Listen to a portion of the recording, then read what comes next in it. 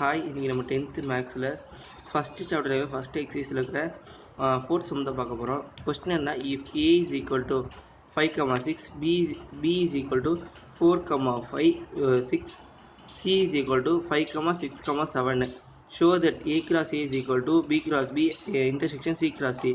அதாவது a set value கொடுத்துட்டாங்க, b set value கொடுத்துட்டாங்க, சி செட்டுக்கும் வேல்யூ கொடுத்துட்டாங்க. என்ன பண்ணால் ஏ கிராஸ் ஏ கண்டுபிடிக்கணும், b cross b c cross c கண்டுபிடிச்சி இன்டர்செக்ட் பண்ணால் ரெண்டும் ஒரே மாதிரி இருக்குது அப்படியே ப்ரூவ் பண்ண சொல்லி ஷோ பண்ண சொல்லிக்கோங்க. இது எப்படி பண்ணான்னா ஃபஸ்ட்டு எல்ஹெச்எஸ்ன்னு போட்டுக்கணும். எல்ஹெச்எஸ்னால் என்ன, லெஃப்ட் ஹேண்ட் சைடில் உங்களுக்கு என்ன கொடுத்துருக்காங்க, ஈக்குவல் டு இருக்கா, இந்த ஈக்குவல் டு வந்து ரெண்டாக பிரிச்சிடணும். இங்கே இந்த பக்கம் இருக்கிற லெஃப்ட் ஹேண்ட் சைடு, இந்த சைடு இருக்கிற ஃபுல்லாக ரைட் ஹேண்ட் சைடு. இப்போ லெஃப்ட் ஹேண்ட் சைடு இருக்கிற மட்டும் பார்க்கணும். லெஃப்ட் ஹேண்ட் சைடு கொடுத்துருக்காங்க, ஏ கிராஸ் ஏ கொடுத்துருக்காங்க. அப்போது ஏ கிராஸ் ஏ ஈக்குவல் டு என்ன வேல்யூ கொடுத்துருக்காங்க, 5,6 கிராஸ் 5,6 இப்படி போட்டுக்கணும். இப்போது நம்ம எப்போ உங்களுக்கு கிராஸ் பண்ண தெரியும், முன்னாடி நிறைய சம்பளம் கிராஸ் பண்ணிப்போம், அதே மாதிரி போடணும். 5னா இங்கே இருக்க 5 வரணும். அப்போது 5,5,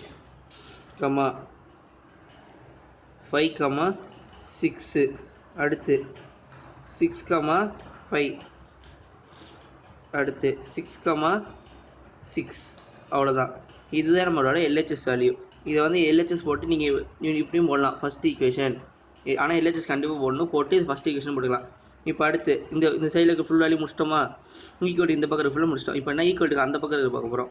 இது என்னது, b cross b intersection c cross c. அப்போ இது போடணும்ல, ஆர்ஹெச்எஸ் ரைட் ஹேண்ட் சைடு போட்டாச்சா. இப்போ அடுத்து என்னது, பி கிராஸ் பி போடணும்.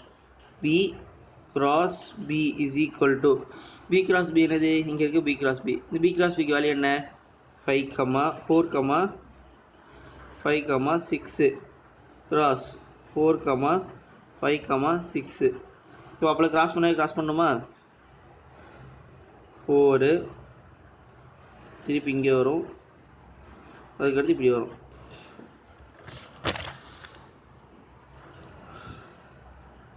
ஃபோர் கமா 4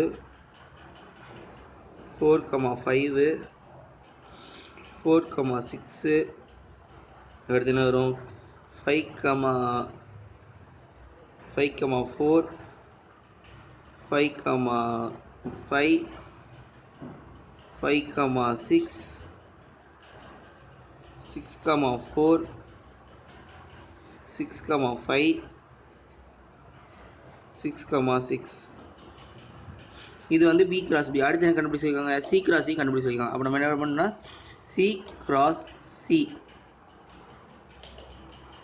சி என்ன வேல்யூ கொடுத்துருக்காங்க, 5,6,7. அப்போது 5,6,7 cross 5,6,7 which is equal to அதே மாதிரி தானே, 5னா இங்கே இந்த 5 வரும், இந்த 5க்கு திருப்பி என்ன வரும், 6 வரும், இந்த 5க்கு திருப்பி என்ன வரும், 7 வரும். இப்படி தான் போட போகிறோம். 5,5 5,6 5,7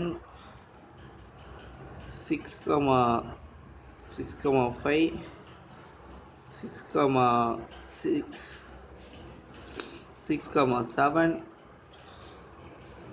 7,5 7,6 7,7.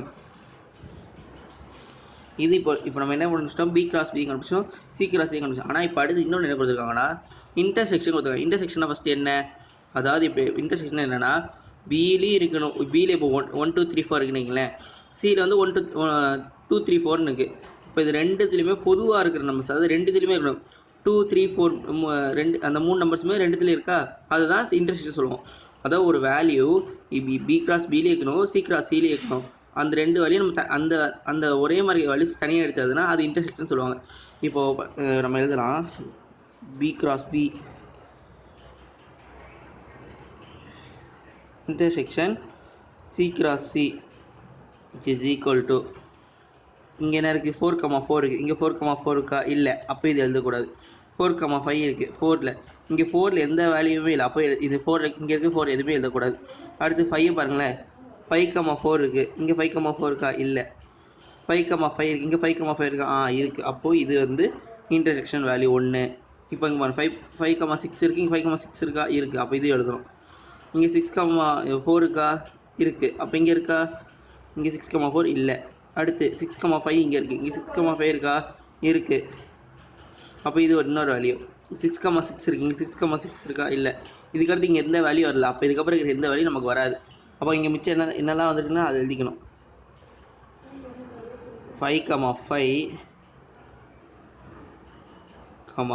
5,6,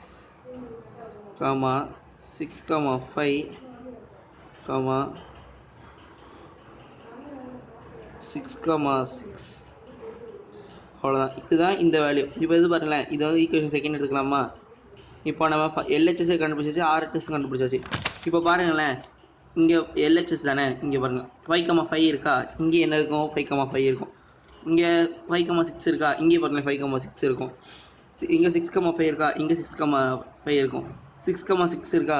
6,6 இருக்குது. அப்போ என்னதுன்னா LHS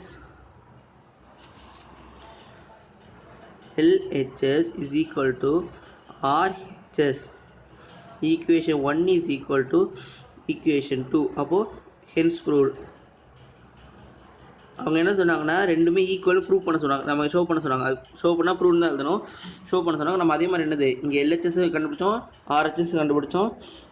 ரெண்டுமே ஒரே வேல்யூ வந்திருக்கு. அப்போ நம்ம என்ன பண்ணோம்? ரெண்டுமே ஈக்குவல்னு சொல்லிட்டோம். அதை தான் ப்ரூவ் பண்ண சொல்லுவாங்க. ப்ரூவ் பண்ணியாச்சு. அவ்வளோதான் இந்த சம். கண்டிப்பாக இந்த மாடல்லேருந்து ஒரு கொஸ்டின் கேட்பாங்க. எக்ஸைஸில் மிச்சம் இந்த 4, 5, 6, 7 4மே 5 மார்க் தான். நல்லா பார்த்துக்கோங்க. தேங்க்யூ.